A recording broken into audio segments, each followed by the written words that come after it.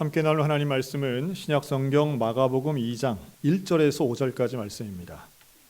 수일 후에 예수께서 다시 가버나움에 들어가시니 집에 계시다는 소문이 들린지라 많은 사람이 모여서 문 앞까지도 들어설 자리가 없게 되었는데 예수께서 그들에게 도를 말씀하시더니 사람들이 한 중풍병자를 네 사람에게 메워가지고 예수께로 올세 무리들 때문에 예수께 데려갈 수 없으므로 그 계신 곳에 지붕을 뜯어 구멍을 내고 중풍병자가 누운 상을 달아내리니 예수께서 그들의 믿음을 보시고 중풍병자에게 이르시되 작은 자야 내 죄사함을 받았느니라 하시니 아멘. 사랑하는 성도 여러분, 한 주간 평안하셨습니까? 우리 하나님의 은혜가 우리 모든 성도들과 날마다 함께 하시기를 주님의 이름으로 축원합니다. 오늘은 믿음으로 이기는 고난이라는 제목으로 함께 말씀을 나누겠습니다. 오늘 읽은 마가복음 2장에는 소위 말해 중풍병자와 그의 친구들, 친구가 아닐 수도 있고요, 동료나 가족일 수도 있는데 그 중풍병자를 고쳐주시는 예수님에 대한 이야기가 있습니다. 특별히 이들이 예수님 앞에 그 환자를 보여드리기 위해서 지붕을 뜯고 상을 위에서 그 내리는 장면은 그 장면 자체로도 드라마틱하고요, 그 적극성과 창의성, 여러 가지 면에서 우리가 생각할 수 있는 스토리인데요. 특별히 이제 오늘 두 가지 면에서 좀 한번 보려고 합니다. 뭐냐 하면 예수님이 이들을 이렇게 칭찬하십니다. 처음에 이 사람의 죄가 사하여졌다고 말씀을 하세요. 5절에. 근데 그 죄가 사하여졌다라고 할 때는 우리가 반드시 그 용서의 전제는 회개가 있어야 되지 않겠습니까? 그런데 왜 아무도 회개하지 않았는데 예수님은 죄를 사하셨다고 말씀하셨을까라고 하는 부분하고요. 그런데 그것도 두 번째는 그 근거를 뭐라고 하냐면 믿음 때문에 죄를 사해 주시는데 그 믿음이 중풍병자 본인의 믿음이 아니에요. 이 병자를 데리고 온 사람들의 믿음을 보시고 죄를 사해 주십니다. 신기하죠? 우리가 아는 용서라고 하는 건 당사자의 회개만이 유일한 그 원인이라고 생각하는데 여긴 그 두 가지 원칙이 다 무너진 거예요. 회개도 없지만 그것도 타인의 믿음 때문에 이 사람이 용서를 받는다? 뭔가 우리를 불편하게 하는 대목입니다. 여기는 예수님의 의도성이 있는데요. 먼저 이들의 믿음에 대해서 좀 봐야 됩니다. 중풍병자를 4명이 메고 와요. 그리고 이 4명 외에도 그를 데려오도록 부탁한 사람들까지도 나옵니다. 그러니까 4명 이상의 사람들의 믿음에 대해 예수님이 인정하시는데요. 이들에게는 어떤 믿음이 있었을까라고 하는 겁니다. 이들의 믿음을 두 가지 측면에서 볼 수 있어요. 하나는 예수님에 대한 이해, 또 하나는 사람에 대한 이해인데요. 예수님에 대해서 이들은 어떻게 생각을 했을까라고 하면 이 중풍병자의 친구들은 예수님의 제자도 아니고 사도도 아닙니다.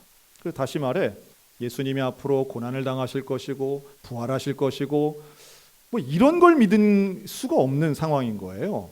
그럼 이들은 예수님에 대해 어떤 믿음을 가졌을까라고 하면 들은 소문에 근거해서 예수님께 나가면 내 친구 이 중풍병자가 좀 나을 수도 있겠다, 요 정도의 믿음이었다는 거예요. 그렇지 않겠습니까? 이게 합리적이죠. 물론 이 질병을 이렇게 쉽게 낫는 병이 아니에요. 이 중풍병이라고 하는 건 지금이야 좀 협의적으로 중풍에 대한 이해가 전문적인 이해가 있지만 이 시대의 중풍병이라고 한 거는 나중에 보면 예수님이 이제 일어나서 네 상을 가지고 걸어가라 이렇게 명령하시는 걸 봤을 때 이 중풍병은 일어날 수 없는 병, 스스로 또 걸어 다닐 수 없는 병인 겁니다. 그러니까 마비가 온 거예요. 그러니까 이러한 병은 고칠 수가 없는 거예요. 당시의 의학이나 상식으로는 고칠 수 없는 병이에요. 그런데 이것을 예수님께 나가면 어쨌든 예수님은 능력이 있다니까 나가면 조금이라도 뭔가 나아지지 않을까? 고쳐지면 더 좋고 이런 생각이었겠죠. 근데 사람에 대한 이해도 있습니다. 당시에 율법학자나 서기관이나 이런 사람들이 볼 때에는 신체에 장애가 있거나 고칠 수 없는 질병들은 대개 그 원인을 어디에다 두느냐면 죄에다 두었습니다. 예수님께도 그런 질문하는 게 나오죠. 선천적인 시각장애인을 두고 사람들이 질문을 합니다. 예수님, 이 사람이 날 때부터 소경이었는데 그 원인이 본인의 죄 때문입니까? 부모의 죄 때문입니까? 여러분, 이런 질문 자체가 사람들이 갖고 있는 신체적 장애나 질병에 대해 사람들은 한 가지로만 생각했다는 걸 증명하는 거예요. 다시 말해, 물론 이런 중풍병은 후천적으로 발생했을 질병일 겁니다. 그러나 그 후천적 질병에도 분명히 사람들에게는 좀 죄 때문인 거야, 저건 하나님이 내린 징벌이야, 이렇게 생각하는 것이 당시의 보편적 사고였다는 거예요. 그러면 그 죄인들을 가까이 하고 싶은 사람 별로 없는 거예요. 가까이 하고 싶지 않고 사람들 속에는 그런 정도의 환자들에 대해서는 부정적인 마음을 갖고 있는 겁니다. 그 나중에 그 자리에 서기관들도 있었는데 그 예수님 보면서 그들이 속으로 무슨 생각을 하느냐 하면 예수님 앞에 저건 신성모독이다, 이런 생각을 가져요. 그러니까 예수님을 상당히 부정적으로 보는 거죠. 그러니까 그런 심리들을 갖고 있는 사람들이 그 자리에 있었던 거예요. 그러니까 예수님이 말씀하십니다. 그 중심을 보시고 도대체 너희들은 무슨 생각으로 그런 마음을 가지느냐. 그리고 그들에게 보란듯이 예수님 말씀하세요. 오늘 이 사람의 죄가 사하여졌다. 예수님의 이 선포는 참 위대하고 놀라운 선포인데요. 다시 말해 그 자리에 있던 서기관들에게 너희들이 볼 때는 이 사람이 죄 때문에 병에 걸린 줄로 아느냐? 아니다. 이 사람은 더 이상 죄인이 아니다 라는 선포였어요. 이 중풍병자는 상당히 수동적이에요. 아무 말도 하지 않아요. 가만히 있을 뿐이에요. 남들이 내려주면 가다 가만히 있는데 그 예수님의 한마디는 이 사람의 죄가 사해졌다고 말할 때 예수님은 이 중풍병자의 편에 서시는 겁니다. 저는 이 중풍병자 친구들의 믿음, 이들이 갖고 있던 믿음의 참 중요한 포인트는요, 이 환자를 어떻게 보느냐였어요. 이 사람을 어떤 시각을 가지고 보느냐인데, 하나님의 징계를 받는 사람 같으면 그 죄인이죠. 죄인, 징계받는 죄인은 가까이 하면 안 돼요. 그런데 이 친구들은 이 환자를 어떻게 보느냐? 도움이 필요한 고난을 당하는 사람으로 보는 겁니다. 도와주려는 거예요. 그리고 어느 정도로 도와주느냐? 아주 적극적으로 도와주면서 우리가 발견할 수 있는 게 있는데, 한번 따라할까요? 중풍병자는 남의 집 지붕보다 귀하다.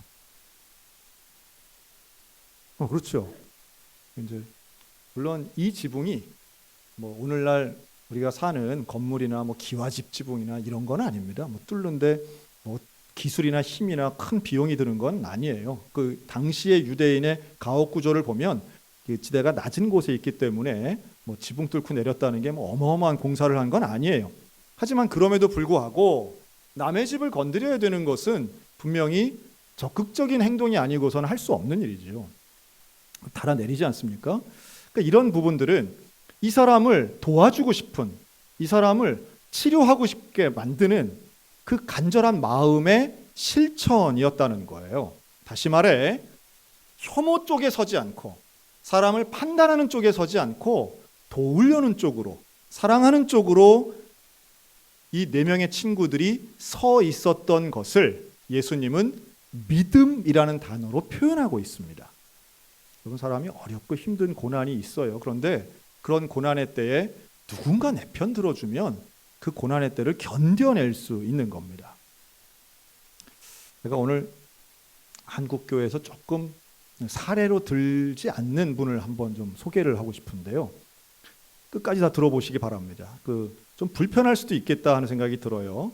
우리 한국 개신교인들의 보편적 정서에는. 그러나 제가 이분에 대해서 연구하면서 야, 참 그렇구나. 나하고 좀 다른 영역에 계신 분이기 때문에 몰랐던 거지 그 원리가 좀 비슷한 게 있다 하는 생각이 들었습니다. 1960년 인천 앞에 있는 강화도에 한 소녀가 태어납니다. 집이 너무 가난했어요. 그래서 중학교 졸업하고 바로 돈 버는 일터로 갑니다.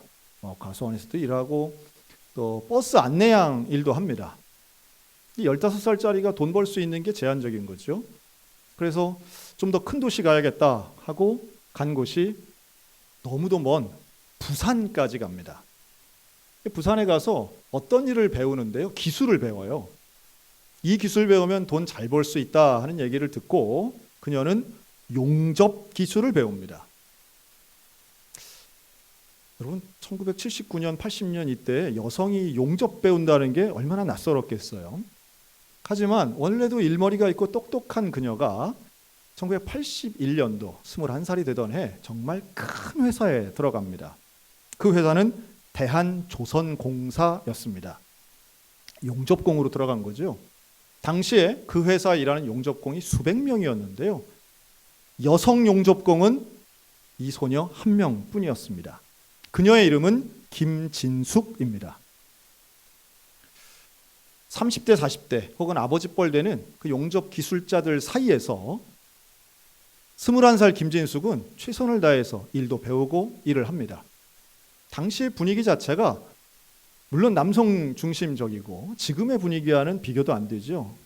하나밖에 없는 여성 용접공을 신기하게도 바라보면서 이들은 아무렇지 않게 성적인 농담을 하거나 혹은 때로는 귀엽다면서 성추행에 하는 것도 서슴지 않는 그런 분위기였습니다. 더더군다나 그렇게 수백 명이 일을 하는 곳인데도 여성 화장실이 없었습니다. 얼마나 불편했겠어요. 그런 가운데에도 사람들과 어울리며 어쨌든 일할 수 있다는 것, 그리고 일하는 가운데에도 돈 벌 수 있다는 것, 최선을 다 일합니다. 그러다가 노조에 가입하게 되고요. 노조 대의원이 됩니다. 노조 대의원이 된 김진숙은 회사를 향해서 적극적인 목소리를 냅니다. 그리고 그녀가 외쳤던 요구사항은 바로 화장실을 만들어 달라였습니다. 그 수백 명의 노동자들이 추운 겨울이면 찬바람을 맞으면서 한 데서 밥을 먹고 도시락 싸온 걸 먹어야 되기 때문에 식당도 지어달라고 요구했습니다. 그러다 1986년 그녀는 회사로부터 해고 통지를 받습니다.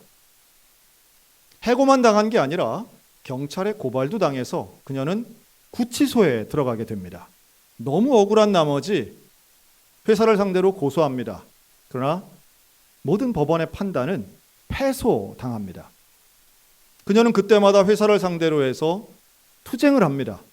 그랬더니 회사는 다시 고소를 하고 그녀는 경찰에 잡히고 경찰에 잡혀서 경찰서에서도 그녀는 계속 투쟁과 구호를 외쳤더니 온몸이 묶이고 독방에 가두게 되고 또 그녀의 증언에 따르면 수도 없이 맞았다고 그러죠. 그녀의 등에는 채찍 자국이 여전히 남아 있습니다. 그리고 37년의 세월이 지났습니다. 사실 이 김진숙 씨를 유명하게 만든 몇몇 사건들이 있는데요. 2011년 35m 높이에 있는 고공 크레인에서 그녀는 혼자 309일 동안 투쟁을 합니다. 이 2011년 고공 투쟁은 당시에 많은 사람들에게 주목받기도 했습니다. 1년 가까운 세월을 그 크레인 꼭대기에서 어떻게 살았을까? 당시에 많은 사람들은 반호기심, 또 어떤 면에서는 왜 저렇게 유별을 떠나? 왜 저렇게 사람들 힘들게 하나? 저건 빨갱이야? 라고 하는 비난도 넘쳤습니다.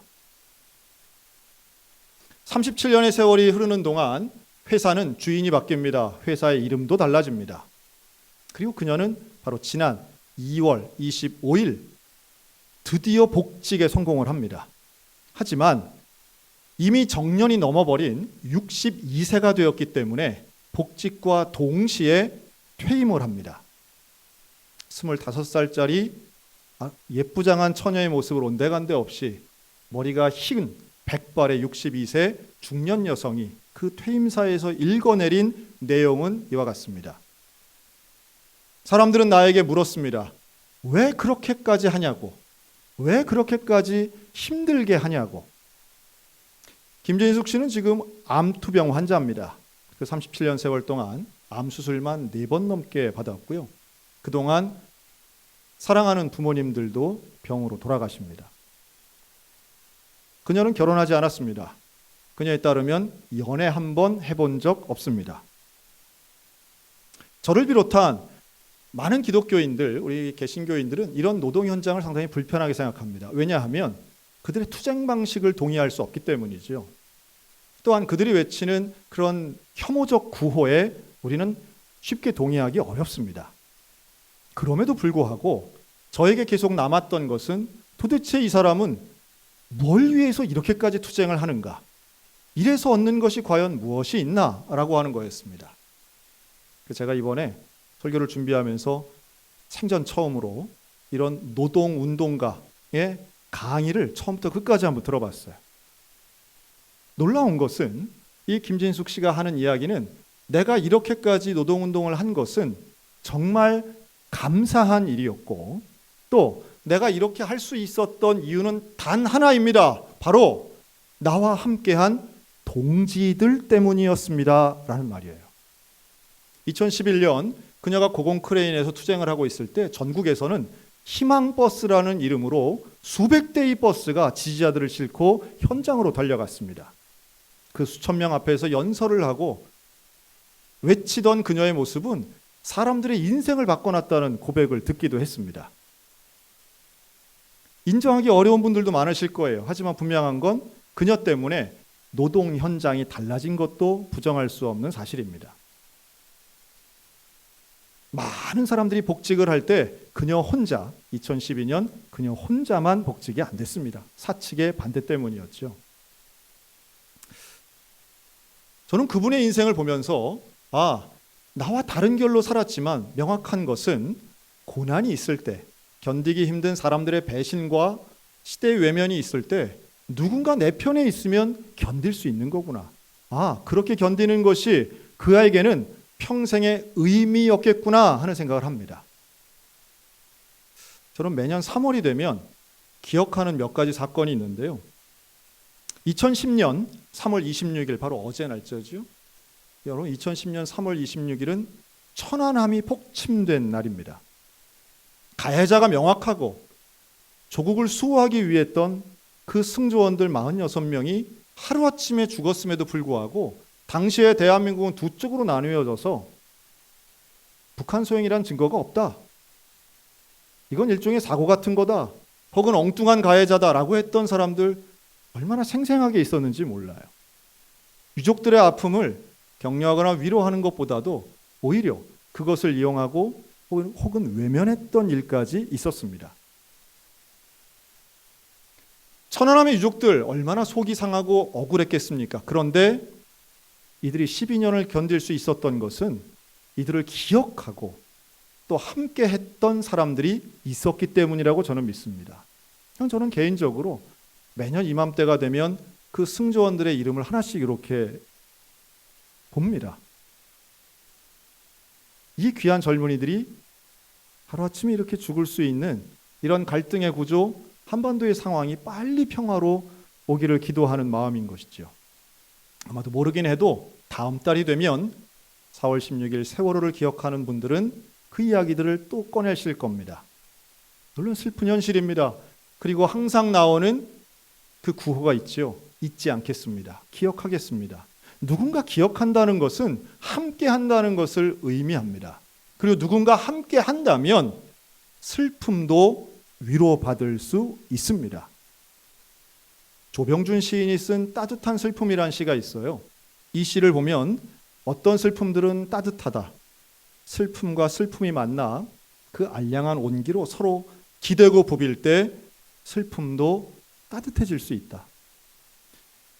누구에게나 슬픔이 있죠. 억울함과 속상함이 있습니다. 그런데 그것이 치유되기 위해서는 하나님의 은혜와 이웃의 동행이 있어야 된다라고 하는 거예요. 저는 우리 교회에도 이런 아픔이 있었다고 봅니다. 2016년 3월 27일 바로 오늘입니다. 6년의 세월이 지났더니 오늘 다시 주일이 되었습니다. 2016년 3월 27일은 부활절이었고 주일날이었습니다. 그리고 그날 고 이원호 목사님은 교통사고로 돌아가셨습니다. 만 6년이 되었어요. 그때 우리 교회 교인들의 아픔과 슬픔은 이루 말할 수 없었습니다. 유족들도 마찬가지고요. 우리 교인들이 얼마나 슬퍼했는지 몰라요. 저는 그때 그 자리에 없었지만 지난 6년간 저는 잊지 않고 있습니다. 그리고 올해가 왜 특별한가? 올해는 만약 이원호 목사님 살아계셨다면 올해 만 70이 되어 원로 목사님이 되셔야 할 해이기 때문에 그렇습니다. 저는 취임하고 오늘 이 날을 늘 생각하고 있었습니다. 어떻게 하면 의미 있게 지낼 수 있을까? 하지만 작년 5주년을 지내며 유족들은 더 이상 교회에서 이현호 목사님을 대해 어떠한 행사도 안 했으면 좋겠다고 했고 저희 당회가 결정을 했죠. 결정과는 다르게 어쨌든 우리는 기억해야 됩니다. 또한 그 슬픔을 극복할 수 있었던 근본에는 함께하는 사람들이 있었기 때문이라고 저는 믿습니다. 지난 6년간 많은 분들이 새로 등록하셨고요. 이현호 목사님 모르는 분들도 참 많으시죠. 그럼에도 불구하고 우리 교회가 치유의 역사가 있고 하나님의 위로의 역사가 있었던 것은 결국 함께하고 연대하는 성도들이 있었기 때문이라고 저는 믿습니다. 앞으로도 그렇게 할 것입니다. 우리에게는 슬픔이 있으면 함께하고 아픔이 있으면 함께 돕는 것, 그게 바로 중풍병자를 메고 왔던 사람들의 믿음의 모습이라고 하는 거죠. 여러분, 최근에도 그런 일이 있었어요. 지난 월요일입니다. 우리 교회 안수 집사님 중에 손성기 집사님이라는 분이 계십니다. 이 손성기 집사님은 편의점을 운영하세요. 편의점은 24시간 동안 일하는 곳입니다. 밤새 누군가 일을 해야 돼요. 그래서 직원들의 역할, 알바생들의 역할이 참 중요합니다. 그런데 코로나19가 확진자가 너무 많아지면서 그 직원들도 확진이 된 거예요. 1명, 2명 빠지기 시작합니다. 일주일씩 빠지니까 우리 손 집사님이 그 시간에 근무하고 그 빈자리를 채우느라 무리하셨습니다. 그래서 지난 월요일 증상이 나타나는데 어지러운 거예요. 똑바로 있을 수가 없는 거예요. 몸이 기우는 거예요. 병원에 갑니다. 하루 동안 입원해서 검사를 받고 수요일쯤 되었을 때 안정적인 결과가 나왔습니다. 한 2주 정도 입원하시면 괜찮겠습니다라고 했는데 그날 저녁이 지나고 목요일 아침 갑자기 상태가 좋지 않아져서 중환자실로 옮겨지게 됩니다. 부인이신 서현숙 권사님이 저에게 전화하면 울면서 이렇게 말합니다. 목사님, 우리 남편 살도록 기도해 주세요. 여러분, 누구에게나 중환자실이 갑작스럽게 다가오는 순간이 있습니다. 생사가 오고 간다라고 하는 위급한 순간은 누구에게나 예측 불허로 다가옵니다. 그 전화를 받고 우리 목사님들에게 연락해서 우리 빨리 손성기 집사님에 대한 내용을 밴드에 올리고 우리 교인들이 함께 기도할 수 있도록 하자. 많은 댓글들이 달리고 함께 기도하기 시작합니다. 그리고 그날 저녁 8시 반 지하 예배실에 사람들이 몰려오기 시작합니다. 수십 명의 성도들이 모여서 함께 기도합니다. 우리가 지난달에도 그런 일이 있었는데요. 기도의 제목을 공개하면 우리 성도들이 함께 모여 기도하는 거예요. 간절하게 기도했습니다. 그날 저녁이 지났다고 해서 1시간 우리가 기도했다고 해서 손 집사님의 상태가 금방 좋아지지 않았어요. 여전히 손 집사님 지금도 중환자실에 계십니다. 그런데 그날 저녁 기도에 참석했던 손 집사님의 가족들의 마음에는 위로와 확신이 임했습니다. 아, 내가 혼자가 아니구나. 아, 교회가 나를 위해 기도하고 있구나. 교인들이 우리 가족을 위해서 눈물 흘리고 있구나. 우리 구역 식구들이 함께 기도해 주고 있구나. 그러면서 얻은 확신은 이거였어요. 하나님이 인도하시겠구나. 여러분, 저는 꼭 말씀드리고 싶은 게 있습니다. 어려운 순간 우리에게 이런 공동체적 믿음이 발현되기 위해서는요, 나의 연약함을 드러내야만 합니다. 어떤 분들 그런 분들 계시죠? 고난이 다가왔을 때 절대로 교회 사람들이 알면 안 됩니다. 이런 분들이 계세요. 절대로 알려지면 안 됩니다. 다른 사람은 몰라도 교회 사람들이 알면 안 돼요. 이런 분들 계십니다. 저는 그럴 때 참 마음이 슬퍼요. 다른 사람은 몰라도 교인들이 알아야지. 교인들이 기도해야지. 그럼 누구에게 알리겠습니까? 여러분, 그 마음, 숨기고 싶은 바로 그 마음에서 저는 담임 목사로서 가장 안타까운 순간이 바로 그 순간이에요. 여러분, 한번 입장을 바꿔놓고 생각해 보세요. 중풍병자가 친구들이 들고 갈 때, 야, 가지 마. 지붕을 뜯을 때 뜯지 마. 나는 나의 이런 연약한 모습을 사람들에게 보여주기 싫어. 나는 내가 아픈 거 사람들이 보는 거 싫어. 나 지붕 내려가기 싫어. 나 집 밖으로 나가는 것도 싫어라고 하면 어떤 회복도 어떤 기적도 일어날 수 없다는 거예요. 여러분, 예수님 앞에 나아간다는 것은 나의 연약함을 드러내는 일입니다. 친구들의 믿음은 그 사람을 도와주고 싶고 그 사람과 함께하고 싶고 그 사람 편에 서는 사랑의 실천이지만 중풍병자가 한 일은 분명한 거예요. 나의 약점을 드러낸 거예요. 예수님 앞에 나의 연약한 모습을 그대로 드러내고 그것이 예수님뿐 아니라 적대자건 친구들이건 처음 보는 사람들 앞에서까지도 나의 연약함을 드러낼 때에 예수님의 놀라운 죄사함의 선포와 치유의 기적이 일어난 줄로 믿습니다. 저는 우리 교회가 바로 이러한 공동체적인 믿음이 회복되었으면 좋겠습니다. 나의 연약함을 드러낼 수 있는 교회, 그리고 그 연약함을 위해서 함께 기도하고 함께 아파하는 교회. 중풍병자를 드러매고 지붕을 뜯었던 그 사람들의 믿음은 단순하게 행동만이 아니었던 거예요. 이들의 관계는 약점을 드러낼 수 있는 신뢰의 관계였고, 이들은 남들을 싫어하고 남들이 죄인이라고 여길 때 우리는 이를 도와야 하는 사랑의 관계였던 것이고, 그 놀라운 신뢰의 관계를 예수님은 믿음이라고 인정하셨던 겁니다. 여러분, 우리는 믿음은 말에만 있는 게 아닙니다. 믿음은 실천 가운데 있는 것입니다. 그리고 우리의 실천은 결국 내 자아를 깨는 데에 있는 것이고요. 그런 가운데 기적이 일어납니다. 11절, 12절 예수님 말씀하십니다. 내 자리에 일어나서 내 상을 들고 가라. 이 중풍병자가 그때 벌떡 일어나는 거예요. 마치 예수님 말씀에 나 순종하겠습니다. 여기까지 순종한 것처럼 앞으로도 순종하겠습니다 하는 그런 고백이 있는 것처럼 그는 말 한마디 하지 않았지만 그의 태도와 그의 삶과 그의 반응은 주님 앞에 믿음이 있었던 친구들처럼 순종합니다. 그랬더니 거기에 있던 모든 사람들이 이렇게 말합니다. 우리가 이런 일을 도무지 보지 못하였다. 이런 일을 도무지 보지 못하였다. 여러분, 세상 가운데 교회가 보여야 할 태도가 모습이 무엇일까요? 세상에 없는 모습이어야 합니다. 세상 가운데는 없는데 교회에는 있는 모습, 그것이 바로 예수님이 인정하시는 믿음의 사람들에게 주시는 구원과 회복의 역사인 줄로 믿습니다. 사람들은 차별하고 혐오하고 편가르고 미워하고 판단하지만 예수님은 품으시고 사랑하시고 치유하십니다. 그리고 그 마음의 중심을 보십니다.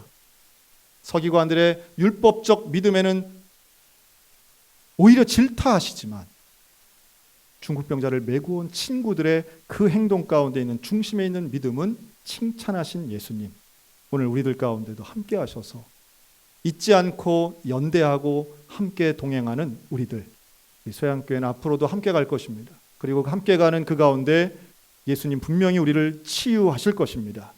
여러분, 교우들 가운데 기도의 제목을 나누시기 바랍니다. 중풍병자의 믿음이 있으시기 바랍니다.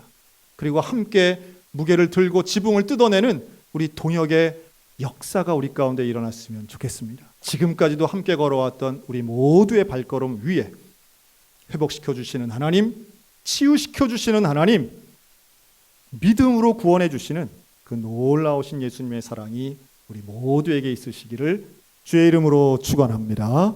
아멘. 기도하겠습니다.